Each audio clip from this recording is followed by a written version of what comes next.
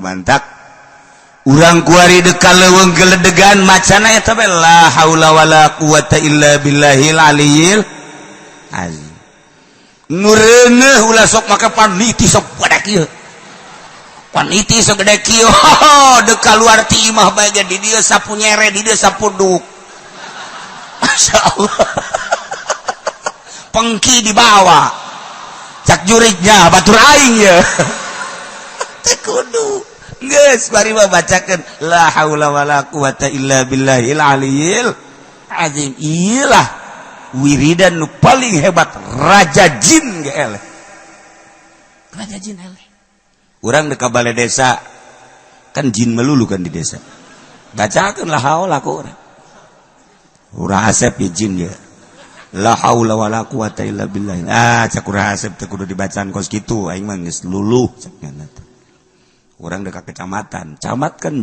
jin bacakeun ku urang la haula wala quwata illa billah dek ke polsek urang ke polsek campur jin jeung jurig teh mah bacakeun ku urang la haula wala quwata illa billah tentara jurig teu kiai ge kos Nurjaya baca jurig sarua bae bacakeun la haula malah maka celinakeun la haula wala quwata illa billah pan sia kaceli aing jurig sia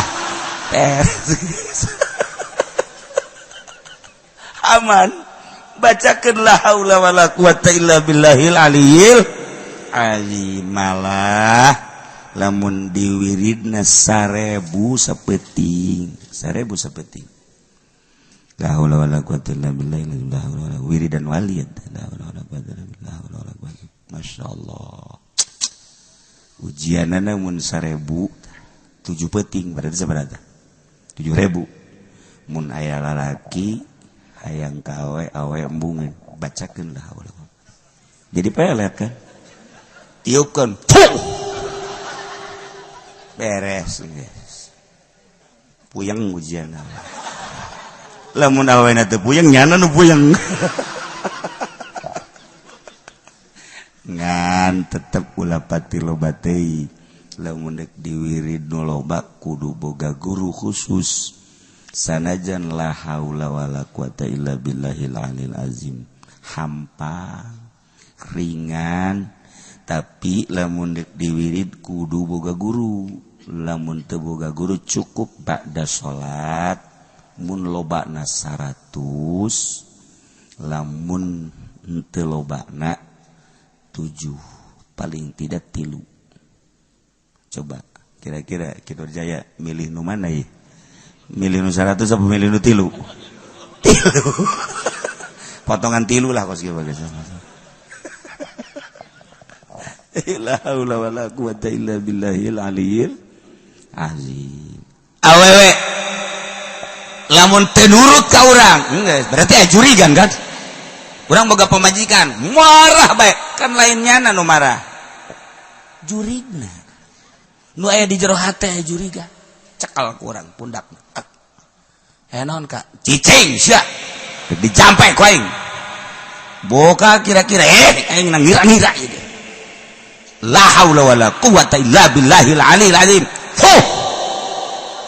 masih keneh bae la haula wala quwata illa billahil ciduhan fu cak jana geus loba teuing ciduh ieu bae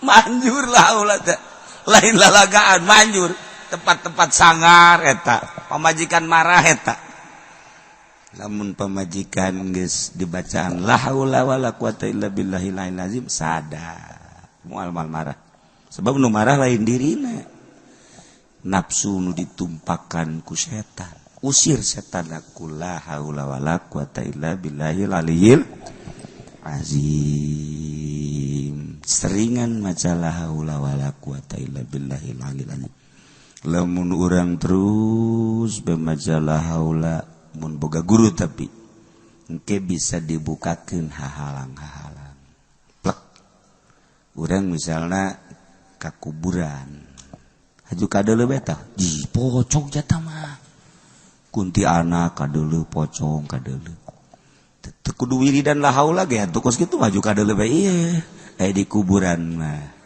kan bentak la haula teh bom ieu teh naon ngaranna hiji wirid palanti naklukkeun setan. La haula wala quwata illa billahil aliyil azim. Ngan lamun ku urang geus diwirid da urang ayeuna kaleuweung ke tempat sangar maca la haulana 20 hiji ulah napas. La haula wala quwata illa billah. La haula wala quwata illa billah. Lamun kuat salamet, lamun teu kuat nyana nu jurig.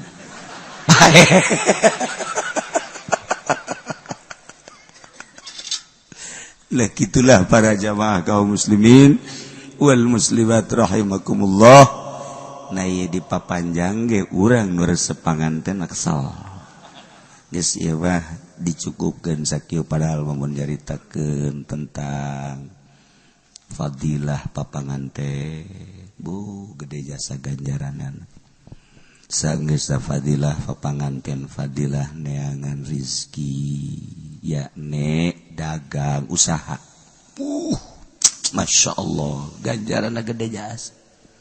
Urang usaha luat leet kesang ngadorong sepeda naik motor maksudna ngabelaan pamajikan jeung anak datang ka kesangan eta kesang nu nyek celek hiji bae ge bakal nyaksian di akhirat.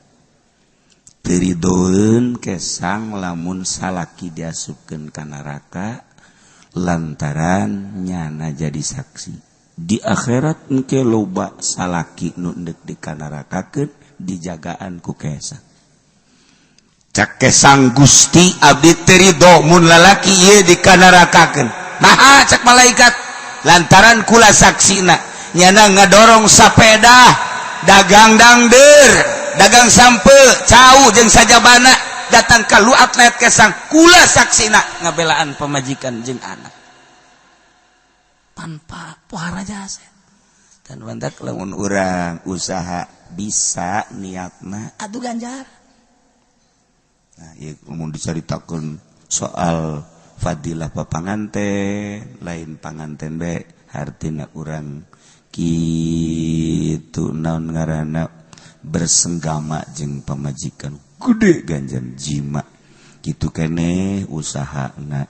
Salila imah tangga unik urang kadedeh urang ka pamajikan dedeheun ka urang saling menyayangi emang lain ganjaran beberean geus diatur ku Kangjeng Nabi diri urang heula ka pamajikan ka anak ka zawil kurba ka karakan saja mun dicaritakeun panjang insyaallah iraha deui waktu ieu mah sahiji bae tadi seringan maca la haula wala quwata illa billahil aliyil azim teu kudu dicaritakeun bilanganna sabaraha ieu mah aya aturan-aturanana ngan teu kudu ieu mah mantas salat ulah tinggal 7 kalimat la haula wala quwata illa billahil azim. Komo zaman ayeuna urang teh disebut aman teu pati aman disebut teu aman tapi karasana aman berarti disebut teh cek kolot bah haneut kuku. Nah ieu sing hade geus urang mun tayang we ka Allah lobakeun maca sholawat di samping maca sholawat maca la haula wala quwata illa billahil aliyil azim minimal 7 ba'da salat kadituna terserah ngan nu paling istimewa nama 3 waktu nu paling istimewa sarua jeung ayat kursi hiji pas terbit matahari jam 6 baca la haula wala quwata illa billahil azim 7 jeung ayat kursi sakali bae.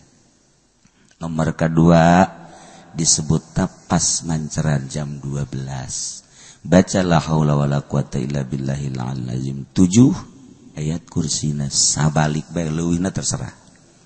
Katilu terakhir jam 6 maghrib baca la haula wala quwata illa billahil azim 7 ayat kursina minimal hiji leuwihna terserah. Insyaallah urang ditangtayungan ku Gusti Allah Subhanahu wa ta'ala. Di samping urang, keluarga urang ditangtayungan ku Gusti Allah Subhanahu.